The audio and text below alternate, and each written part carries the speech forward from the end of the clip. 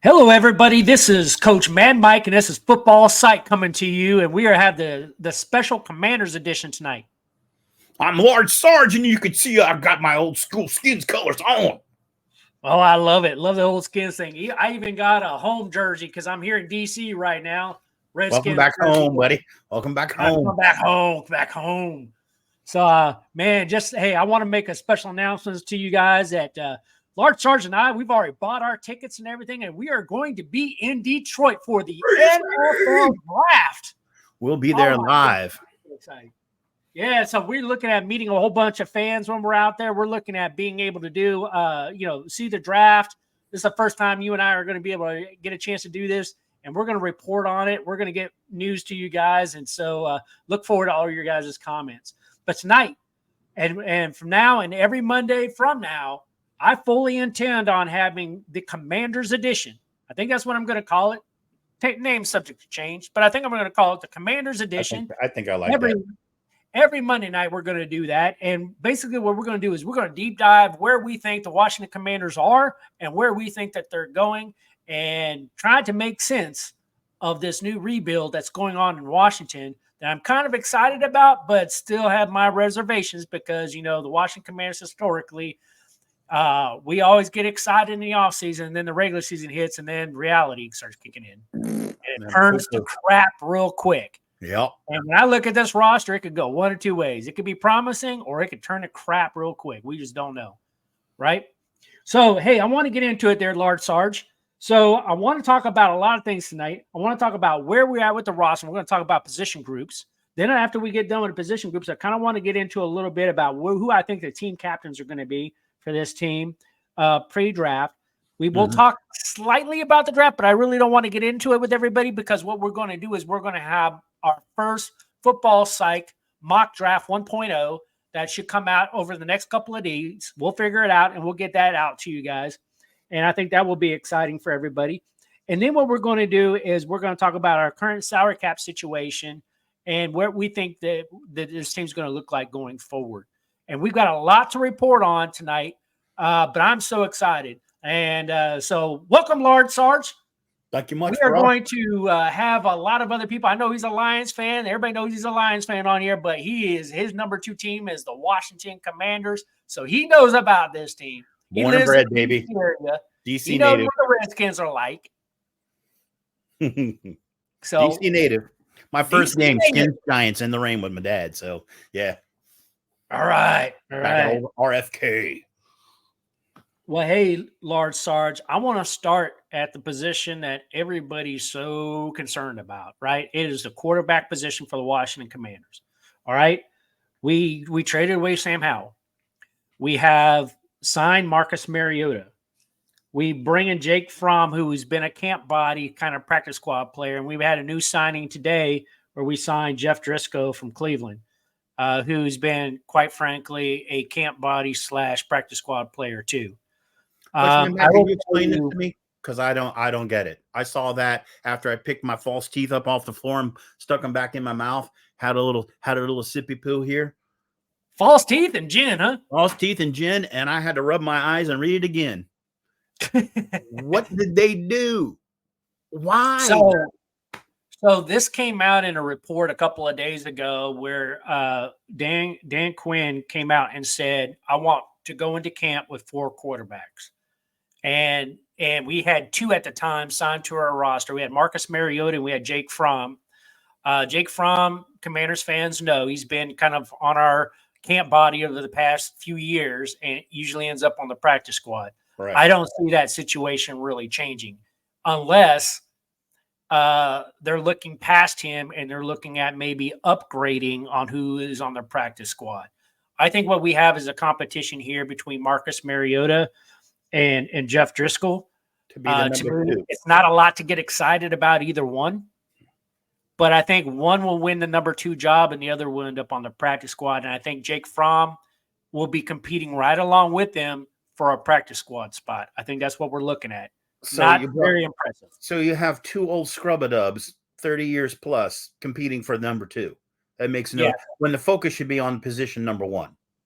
Well, there is no position number one in free agency. All those quarterbacks are off the market. I think No, I'm all talking about what they're doing with the draft quarterback. and that pick for quarterback. The focus should be on the number one slot we have open because they moved Hal out.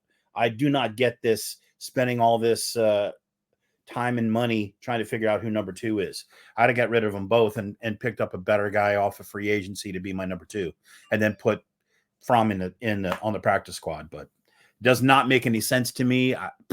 I was just floored, to be frank with you. Yeah, well, one of the things that was brought to my attention is, we have we have Cliff Kingsbury, we have I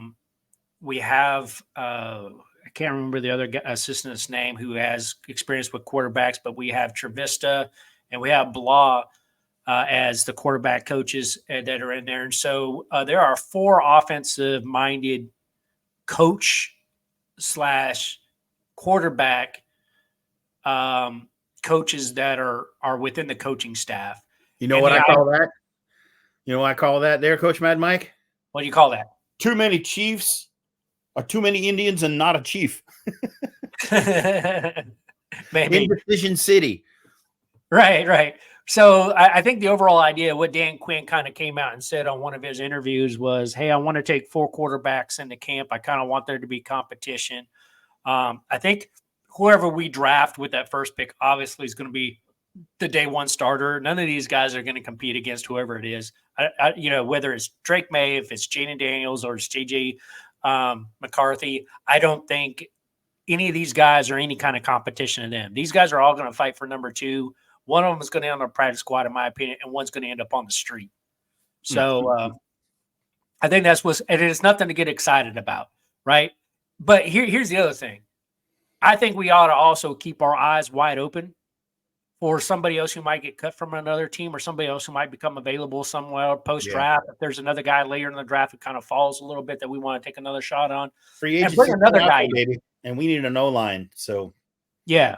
I just don't like to see all this focus on a quarterback when we've got so many needs on the O-line. Right. So let's go on running back. So running back, the big signing in offseason was getting Austin Eckler. From the LA Chargers. I think it was a great signing. We decided to part ways from Antonio Gibson, who had a history of fumbling. We decided to go with Eckler to pair up with Brian Robinson, which I think is a really good pickup. I think it adds that dynamic that we always wanted from Antonio Gibson, but it never really kind of came into fruition. So maybe it will now. Plus Kingsbury is not, Eric Bieniemy by any stretch of the imagination. So I really think that this might work. Yeah. I never liked Eric Bieniemy. As soon as he got signed, I hated the signing. I am so glad he was a one and done guy. I didn't like him at all. I pooped on him from day one. It's going to be a good tag team duo, and it's going to be what a rookie quarterback needs, a strong RB core like that, as long as they stay healthy. Yeah. I think that's probably the best move they made. Yeah, I really think it really was a really good move. And, we still have bringing back Rodriguez, who was a third-string guy we picked up. I think he did okay last year. And then we just went out just today also when we went out and got Jeff Driscoll. We went and got Jeremy McNichols, who comes over from San Francisco, who is just a journeyman himself. Doesn't have any real stats underneath his name. I think he's a camp body, so I think it's a little bit irrelevant. Right. So part of this might be just getting the roster to the 90-man roster, moving in that direction. We have 9 draft picks. Currently, right now, we are sitting at 73 players with 9. How much cap do we have? Coach Mad Mike? We have about $43.5 million in cap space. That does not count the 2 guys we just signed, which were probably league minimum contracts. So we have $43 million left. Free agency. I would say we're probably about 41 to 42 million of available cap space. So here's what Large Sarge, the fans, thinking. I got $43 million to spend, and I'm spending all my time and my energy on my practice squad and who potentially might be second string. No focus on going out and getting anyone out there that can help my team in free agency with some of that cash. Well, I think what the strategy was by Adam Peters, and I spent quite a bit of time looking at this, was, we signed about 15 free agents in this. We were very active in free agency. They were all like really good deals. We didn't overpay for anybody. I agree. All the signings that we made, I think, are fine. But we still have 43. Okay. We have what, 9 picks in the draft? We have How 9 much picks. salary cap do you think we need? How much salary out of that cap is going to take to get all the draft picks? If we get all 9, what are we going to do? All 9. And if we don't trade up to get more expensive contracts, it'll come in a little less than $16 million to sign those 9. So we got $30 million to spend still. Yeah, we still have quite a bit. 27. Quite a bit. There's something we can do. Not a 4 quarterback, and let's let our see who's going to be my second string. That's not where your focus. I'm sorry. I completely disagree with this strategy with Quinn. I already don't like what he's doing. Just doesn't make it. It seems like the focus is in the wrong place. Just my personal opinion. Yeah, I mean that's fair. So let's go to wide receiver right now. Very interesting moves at the wide receiver position. Obviously, Terry McLaurin and Jahan Dotson are coming back as our 1 and 2 receivers. Large Sarge, you still there with me? I'm still here. Can you hear me? I can hear you, but your picture went away. All I see is your background screen. I do not know what happened with that, but we'll figure it out. Yeah, you figure that out. We're just going to keep on rolling here. But Terry McLaurin, Jahan Dotson as our number 1, 2 receiver. I was wondering between Dax Milne, De'Ami Brown, and Jamison Crowder who might work within the slot. But I think that was solved when we signed. His name is Zacchaeus. I can never pronounce his first name. It's Olamide Zacchaeus, I think is how you pronounce his name. He came over from Philadelphia. He is probably going to be the primary slot player at this point. You don't think they're going to put Crowder in that slot, or he ain't going to win out on that one? I don't think so. Crowder last year when he came in, he pretty much played special teams. He was our primary punt returner, and I think Jamison Crowder is going to be our primary punt returner again this year. Okay. I think he'll compete if he can win it. I mean, I'm a huge Jamison Crowder fan. I mean, when he was on the team before, he was phenomenal. He went away and he declined. We'll see if he has a good offseason, whether or not he can have a resurgence of his career to get real good camp where he can potentially compete for that slot position. I'd love to see him in the slot. I think it'd be amazing. Yeah, I have a feeling right now. You know that. I call him. You do call him, and he would be perfect in there. But like Zacchaeus is going to be competing for that. I think De'Ami Brown's going to be competing for that. I think Dax Milne, who really runs really good drag routes, he's going to be competing for that. We'll just have to see. I think there's going to be a huge competition for that slot position. Maybe they'll play for a rotation, right? Maybe, and you never know. You need some speed. You need a drag. You need someone to cut across right behind or right in front of the middle linebackers. Who knows?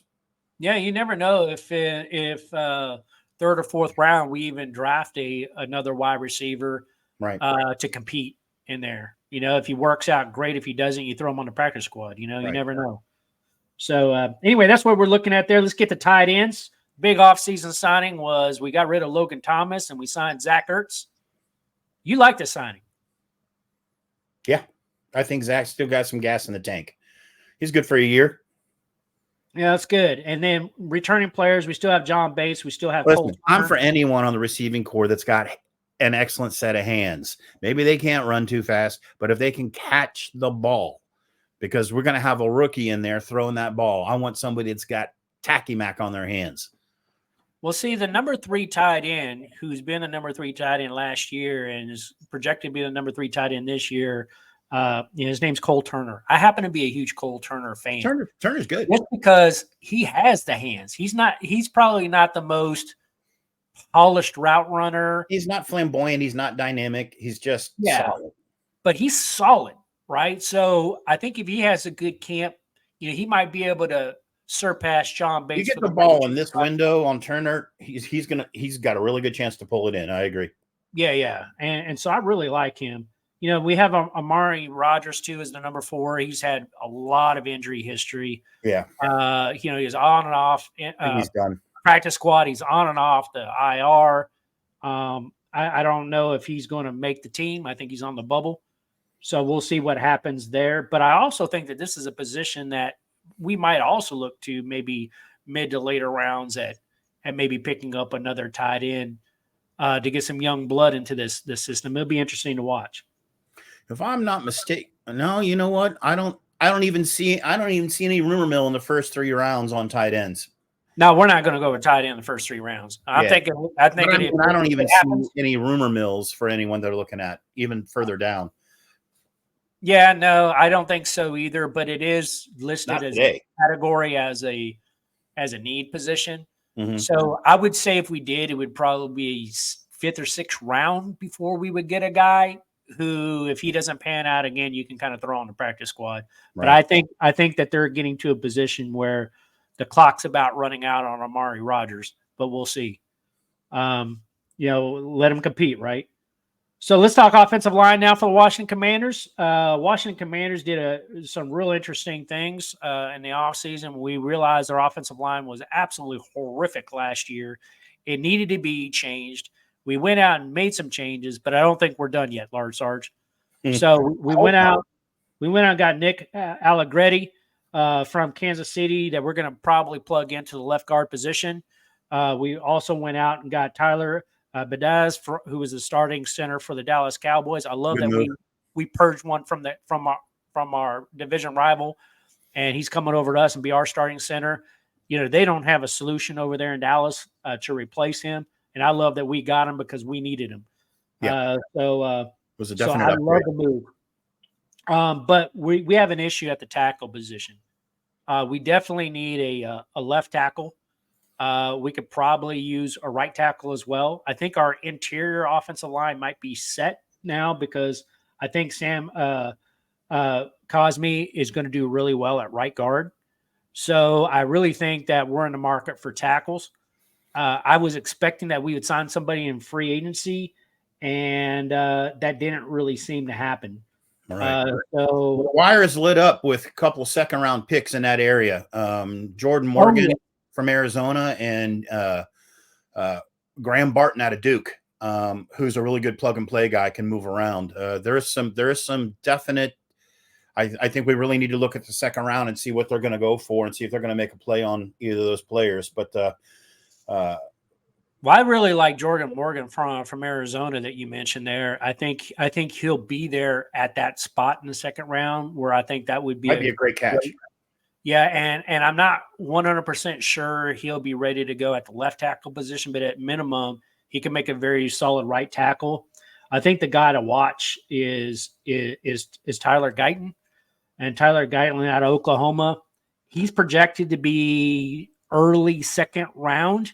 And if he falls to us, we might jump on him too. You think we might play to move up and get him? I don't think so.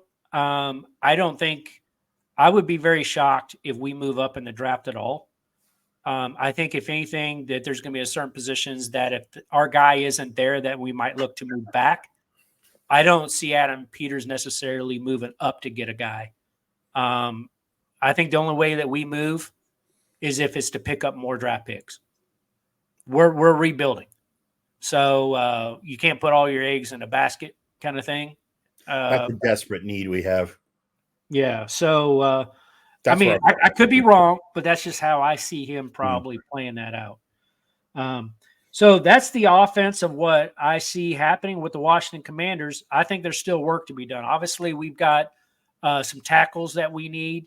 Obviously, we really have to fix the quarterback situation. I personally think that the quarterback that we're going to go after is Jaden Daniels. You mentioned that you think it might be Drake May. Well, I'll tell you, I took a look at all the pundits out there, all the people calling the draft and doing mock drafts. And you know what? It's an even split down. It's about 45-45, and then JJ goes to the other 10% or 5 or 10%. Yeah, that's about right. And the inside line right now is that Drake is a Kingsbury guy. There's some kind of relationship there or knowledge of each other, and they play to each other's hands. And I think that might be a surprise because I think people are pretty loud, about which way the Commanders want to go. But I'm not even ruling JJ out. That we have to see what happens. This move with hiring this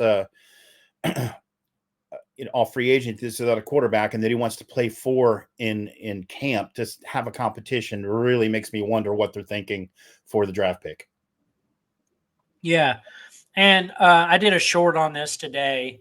I still think I'm still sticking by my guns that I said a couple. You called it. I called it. I think it's Jaden Daniels, and we'll see because we're going to be there. We're going to see somebody walk across the stage and start wearing one of their hats and hold up a jersey, right? Because we're going to be there. So I still think it's Jaden Daniels. And one of the things that I caught on to that was on the short, and I kind of typed it in. I didn't say it. I typed it in so people can read it when they were hearing it. Was that is the only top 30 visit of a quarterback coming to the Washington Commanders so far. They have Leading indicator, yeah. So it is an indicator, right, that they want to bring him into the building and show him around, take a tour, right? That's a pretty formal step. Yeah, so I think that's kind of an indicator. Icing on the cake. We'll see because you get 30 of these visits and they've only scheduled about 8, so they could still go out and schedule more quarterbacks. But as of today, at the time of this recording, the only quarterback that they have scheduled for a visit is Jaden Daniels. When's he coming in? They didn't mention when. Well, I mean, if it goes really well, they might make their decision right there. If it doesn't, they still got people they can bring in. So yeah, you can still bring in Drake May. Maybe they just haven't scheduled his official visit yet. Maybe they can still bring in JJ McCarthy, and they just haven't scheduled it yet. All these guys have busy schedules. Maybe they want to look at Jaden first and make a thumbs up or thumbs down on before they invite anyone else. Yeah, the other thing that people sometimes forget about when you're dealing with kids like this and you're dealing with rookie camps, you're doing stuff like that is these kids are still in college. Right. They still got to go to classes. They're still trying to either graduate or they're at least trying to finish out the semester. So I got a question for you, Coach Mad Mike. Where else is Jaden scheduled to go? Who else? He's got a few other teams that he is scheduled to go to. I know like the Giants have already scheduled him. I don't have the list in front of me, but I do know that several different teams. I wouldn't be surprised if the Vikings are already trying to schedule him because the Vikings have been under a lot of news of being a strong contender to move up in this draft. Absolutely. So I don't think they'll move up to number 2, but with the Commanders, because I think that might cost them more than what they're willing to pay. And the Patriots aren't going to give their pick away. I don't think the Patriots are going to get you. I saw a mock draft today, and I just hammered this dude online because he thought that they would trade with the Patriots, and I'm just like, that's not going to happen. I don't know. That need is too big for them. They have nobody. The need is way too big. As soon as, and I think the need's too big for the first through third picks. Like as soon as Justin Fields left Chicago, I'm like, they're all in on a quarterback. You know, Chicago's picking him. As soon as we trade away Sam Howell, you knew we were all in for a quarterback. Yep. As soon as New England traded away Mac Jones, you knew they were all in for a quarterback. Yep. So, like, the top 3 teams, to me, are a lock. They're going to get a quarterback. Now, which one goes where is still debatable, right? But I think those 3 teams are locked in. I think it's Daniels, May, and JJ. That's the top 3. That's right. And so one of those guys is going to be the odd man out, but I still think that odd man out is going to go number 4, and that's probably that right now currently is the Arizona Cardinals pick. I think that's where Minnesota moves up, and he's going to take the odd man out at number 4. I even saw I was out tubing today watching online call-in show, and a couple Commanders fans out there were talking about Dix as a potential and why they like Dix. Oh my goodness. I think that would be a mistake. Yeah, but I mean, there's people out there looking at him. So I think some of the people who think that are guys that want us to trade back and pick up more draft picks. And I understand the argument for doing that. Mm-hmm. But I think we missed a key opportunity before when we went for Chase Young with the number 2 overall pick. I don't see this franchise making another mistake with the number 2 overall pick and not go quarterback. Like, we want to get out of being on the bottom of the league where we're getting these top 5 picks. And the only way we're going to do that is find our franchise quarterback. Right. And I don't think you do that by trading back. I mean, most of these No, guys. agreed. Unless there's something outstanding, but I think we take one of the top three. Yeah, absolutely. For sure. All right, let's talk defense there, Large Sarge. So we'll start off at defensive tackles. The very big thing that we have off of that is, we have Jonathan Allen and we got Drampe returning. There's some discussion about this team going to some kind of hybrid 3-4, which I hate that idea. I think we need to stay with the 4-3 because we have two strong defensive tackles. And me personally, I'm a 4-3 guy, and I want two of my best players on the field all the time. And that's what they're used to. Right. Try to come in and pull something hybrid. That's a whole new system for them to learn. And so I hope Joe Witt is not trying to do that because I think it will be a freaking disaster. We did not play well historically when we went to a 3-4. If you remember back in the Albert Haynesworth days, pissed him off because we went from a 4-3 to 3-4 and he did not want to play in it. I think Jonathan Allen is a very vocal team captain, and you don't want to piss him off. Right. I think we stick with the 4-3. Now, the mistake that I think we did last year was prior to week 8 was trading away Montez Sweat. Yeah, getting rid of Chase Young. Okay, I didn't really understand that one either because we gave him away for nothing. But Montez Sweat. I'm still pissed off about it. Yeah, and so one of the things that we have to do is we had to fix that in the offseason. So what did we go out and do? We went out and got Dorrance Armstrong, who I think will be okay from Dallas. He is Joe Witt's and Dan Quinn's kind of guy, but he's not Montez Sweat, right? The other guy on the other side they got was Clayton Farrell.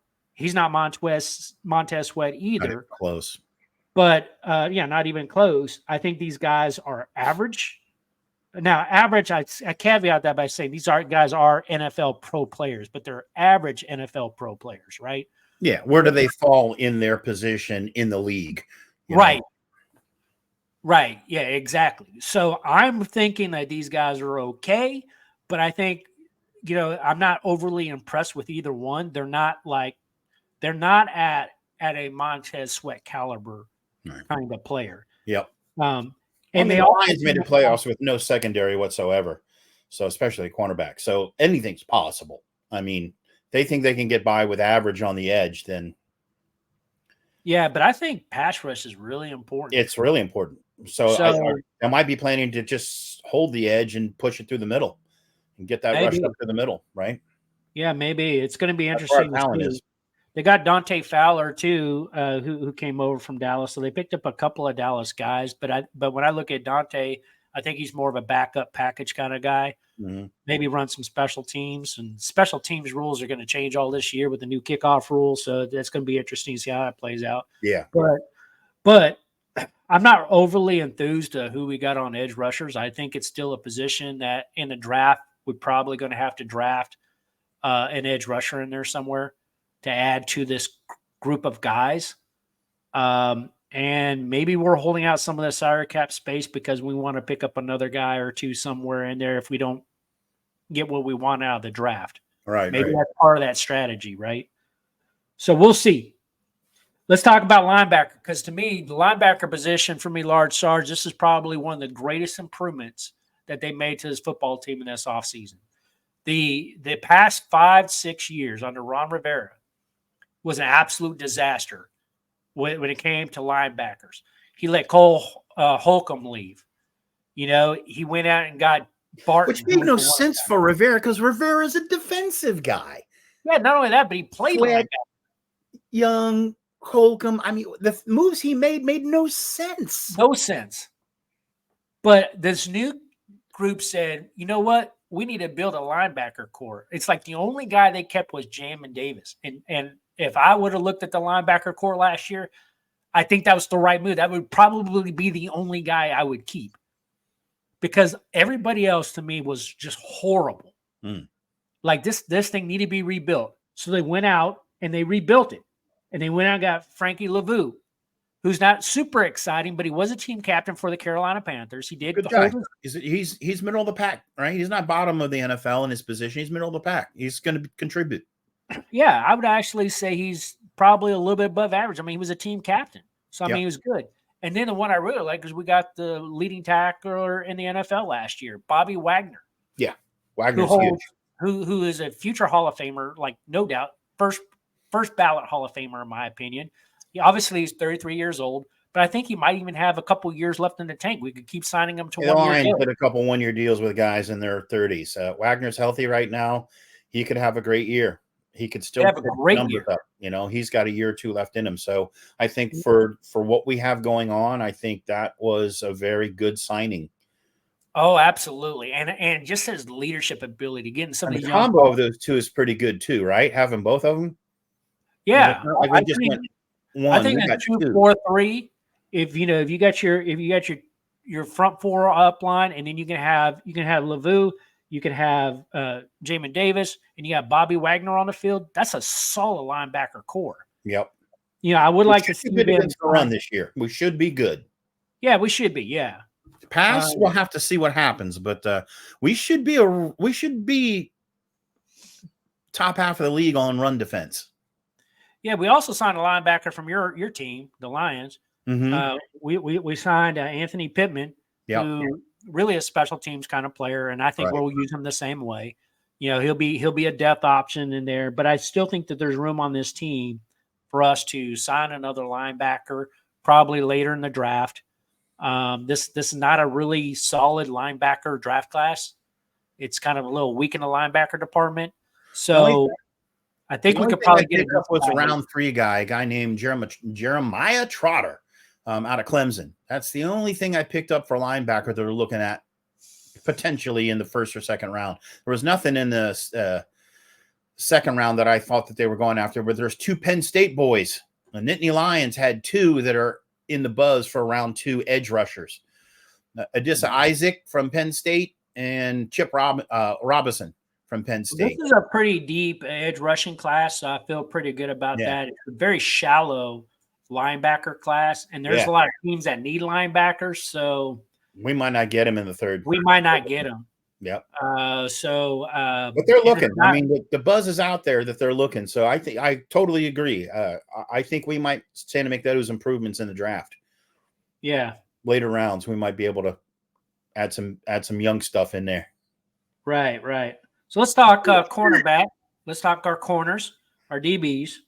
And this is an area I'm not super happy with. I'm very happy about the linebackers. I'm not so happy about the DBs. We let Kendall Fuller go, which to me, I was a huge Kendall Fuller fan.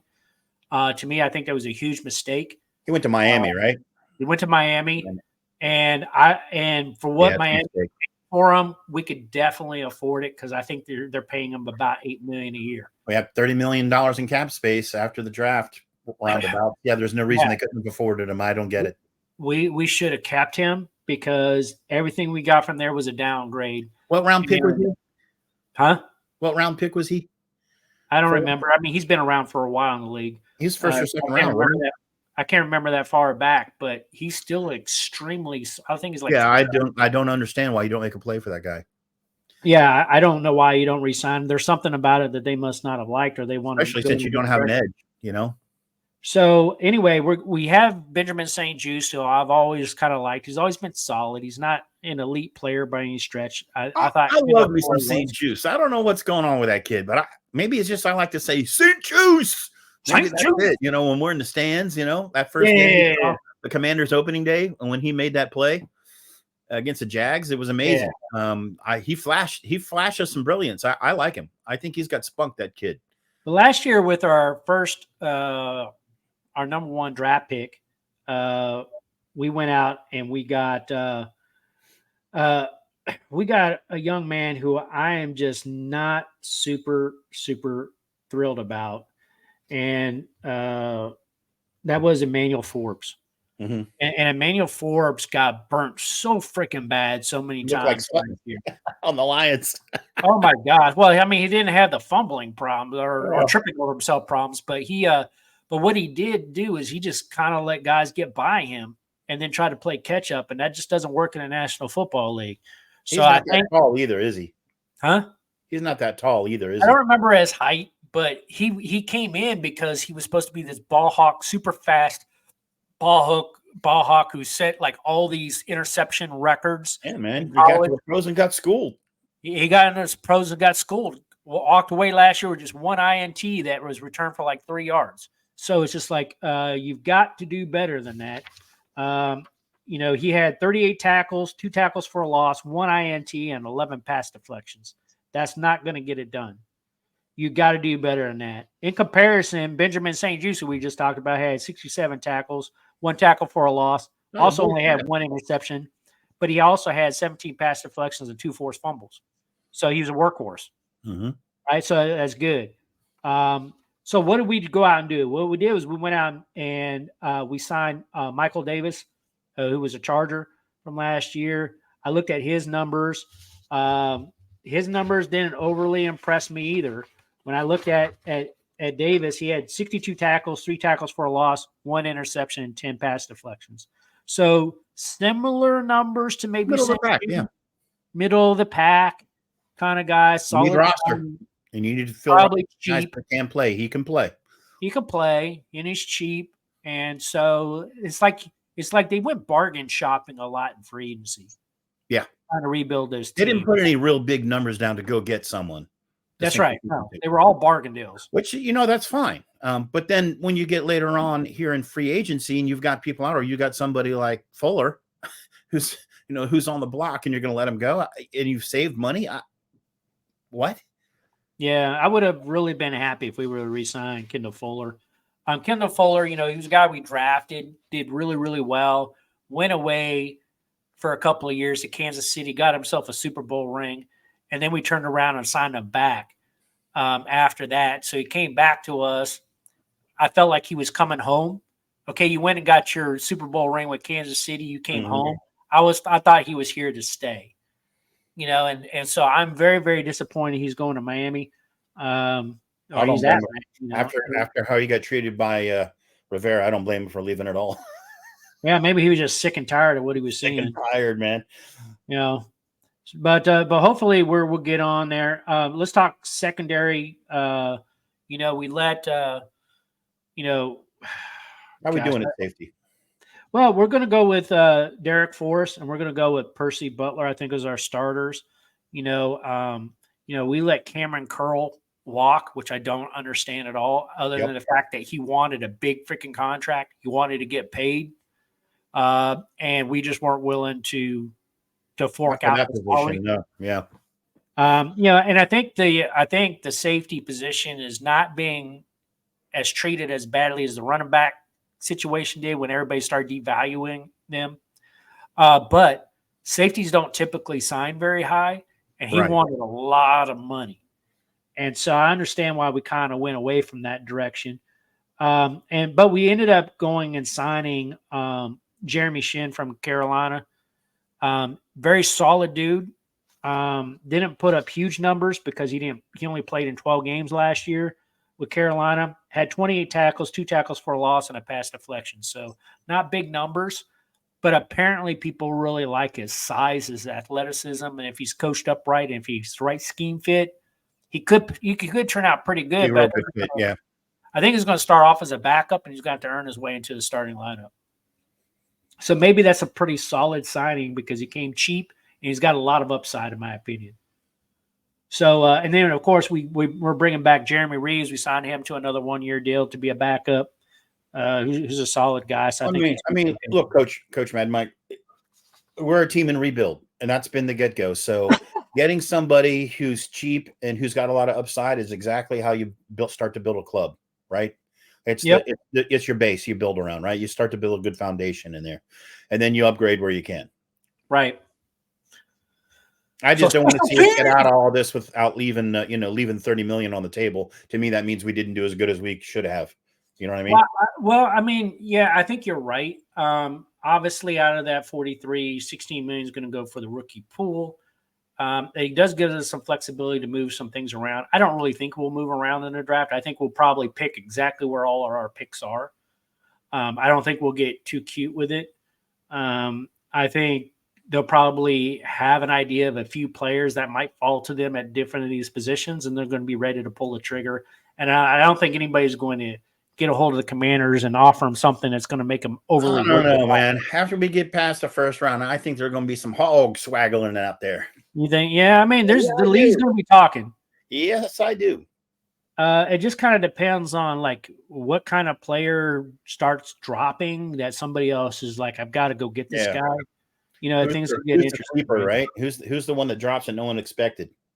Yeah, and if someone reaches up for our number 2 or something like that, and is willing to give us a really good offer for it that we can't refuse, okay, I see that maybe, right? Yeah. But again, I don't see us trading up necessarily, just because Doesn't gain us any benefit. the idea of getting 9 new players on this team, I think, is attractive. And the only way I think that we trade is if it means we can get more players. Right. We're really rebuilding. We want players in the building, right? Yeah. So, so let's talk special teams. The big special teams move is we let Joey Sly walk, who's now with the Jacksonville Jaguars. And guess what? We signed the Jacksonville Jaguars kicker. We basically want kickers, man. Shoot. And you know what? Their stats are almost identical. I don't get it. Why? Why? I don't What understand. was wrong with Joey Sly? There was nothing wrong with Joey Sly. Nothing. Not a damn Sly thing. was great. Not a damn thing. So anyway, we went out and got Brandon McMahon. Maybe he hated on the Cowboys too much when he was in the stadium. maybe he kicked one too many against Quinn. Yeah, maybe. I don't know. You know, that's the first guy I'm getting rid of. Oh God, yeah. You know, you never know personalities behind the scenes and stuff like that. They can be petty, man. I like Joey Sly. I'm still kind of think up Sly over was there. fantastic for us. I think it's a stupid move. And we signed a long snapper. Like, who cares about long snappers, really? But we gotta had have a decent Cheeseman one. last year, and he sucked. Yeah. So we needed a new long snapper. So we went out and got Tyler Ott, who played for Baltimore. Yeah. I think it was a good signing. He's supposedly really good at snapping the ball. He's very good. That's a good signing, in my opinion. Okay, well, that's good. I'm glad we were able to get that going. So right now we're sitting large Sarge at 73 players for the 90-man roster. We get 9 out of the draft. That's going to put us at 82. That allows us to have 8 slots open post-draft to make some more additional signings. Typically, a handful of those could be like undrafted free agents that we bring some more kids in to come compete in camp, and maybe room for a few additional post-draft free agency signings because there's still some big names out on the market. There's still some names out there. And listen, if they don't do it, I want that $30 million to go to the concessionaire in the damn stadium, so my hot dog doesn't cost me $30 anymore. Yeah, I was kind of hoping I'd apply for a job and maybe I can get a little bit of it. Help me out, man. Fans, you know. Yeah, either give me a reduction on my popcorn, or you know, give me a check. Man, I need one of beer. Help a fan out. You know, help somebody out. Come on. We've been hurting here in Washington. All right, let's talk real quick as we're getting ready to round this thing up here. Off-season program starts tomorrow for new coaches. New coaches, they could start as much as the 1st of April, but nobody in the league took the league up on that. Everybody who has a new coach in the league decided to start on Tuesday instead of Monday. I guess people were recovering from Easter. Easter holiday. So tomorrow, coaches go to work in Washington. Washington Commanders go to work. And the team's going to come together. They're going to probably be minus their rookies because the rookies are probably going to be in school. Most people forget that, it's built in class. Well, obviously they haven't been drafted yet, but right. The rookies post-draft will probably still not come into camp until after they graduate or they finish up the semesters or whatever. So There'll be a rookie camp later on. But this will give a chance for those 73 players that we do have on the roster right now a chance to come in. That's their off-season conditioning.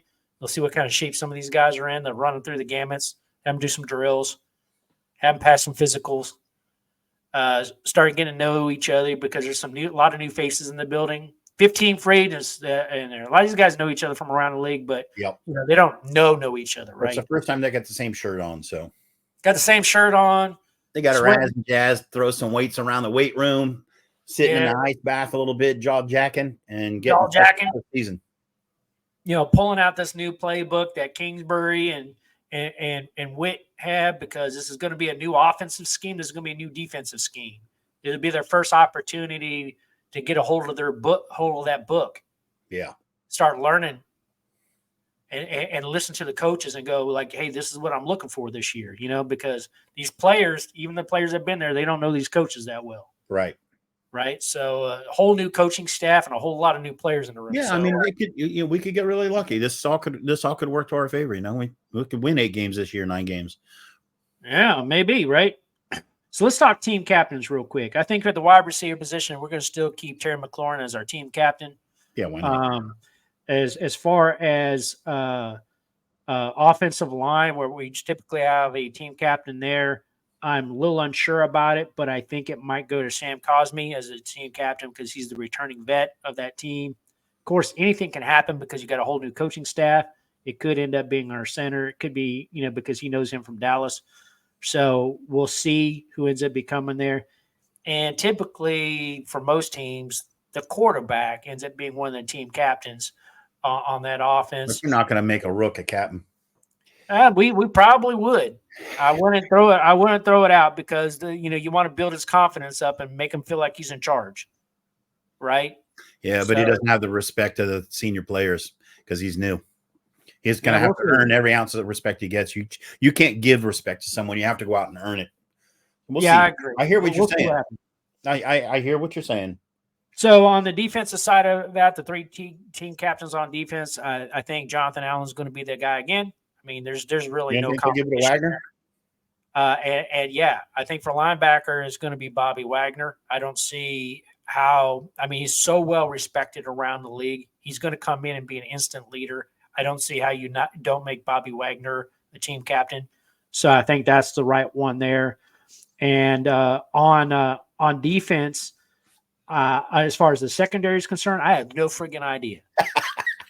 No friggin' idea. Because I would have told you if we would have re-signed Kendall Fuller, it was going to be Kendall Fuller. Yeah.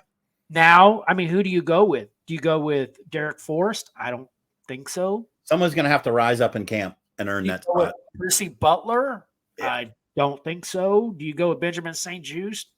Don't think so. Maybe. I think camp will dictate it. I think it's probably a wide open competition there. Maybe it's somebody that's not on this roster yet. Could be, right? Could be. Right. So anyway, that's about where we're at. I will tell you what, so far, I think, we were a 4-13 team last year, Sarge. I have a feeling that we have the potential to get a couple more wins. I think we can do better than a couple. I'm predicting at least a bad season being 8 games. There's no reason. Yeah, 8 games. Even with a rookie quarterback coming in with Robinson and Eckler, we're going to have a run game. I think the defense has got a few holes plugged in it that it needed. I think the coaches are a better defensive organization than what Rivera had going on. So hopefully we see less stupidity. And we'll see what we get out of the draft. But I think the team, I mean, look who we're up against. I mean, Philly is obviously dominating the division. The Cowboys have lost everything. Hell, they're even talking about bringing Ezekiel Elliott back. Yeah, they're hurting since Pollard left for sure. And they haven't really committed to. I was cracking up laughing, man. I was raving back red and gold, right? Yeah, and they haven't been any kind of the giant. The Cowboys don't look to be any competition. I think we got a leg up on them. So, I mean, we should finish number 2 in the division, in my opinion. Even last year's team went to Philly and put them on the mat, right. That was a 1-point game both times. And it's like, what? How the hell do they pull that off? They can't figure out a way to beat a team that's as bad as they are, but they can go at Philly and be competitive. So you never know. Well, I think 8 plus win season would be ideal. That would be a huge. You double our win column. Get us to at least 8 wins. I think we'll look at that as okay. We're going to continue to build. And I mean, a dream scenario is to get to 50%, right? Get 9 wins. Yeah. That's a dream, right? That's a huge comeback on a rebuild to come from nothing and come back to an almost break even season. That would be great. That'd be a great step forward. Obviously, a lot's going to depend on what quarterback we get and whether or not that we can get that guy to have the confidence, learn the system, and lead a team. Yep. Right. A lot's going to hinge on that. So anyway, that is our Commanders edition Our very first ever Commanders edition there, Large Sarge. I think it was incredible. I think for those people who listen to this, probably learned a lot about the Washington Commanders tonight. I had a whole lot more stats, but I didn't feel like we necessarily needed to get into it. I was going to play it by ear anyway. I will tell you that looking over what we have no idea what this offense and defense is going to look like, because when I even looked at stats offensively, this offense is going to look different. Yep. Kingsbury's definitely going to run this team differently than EB Oh, did. yeah. I can't wait to see the playbook in Madden. And, and this defense is going to look different. I mean, we have a strong linebacker core. I think Witt's going to do a whole lot of things different than Jack Del Rio did. We're just missing an edge and corners.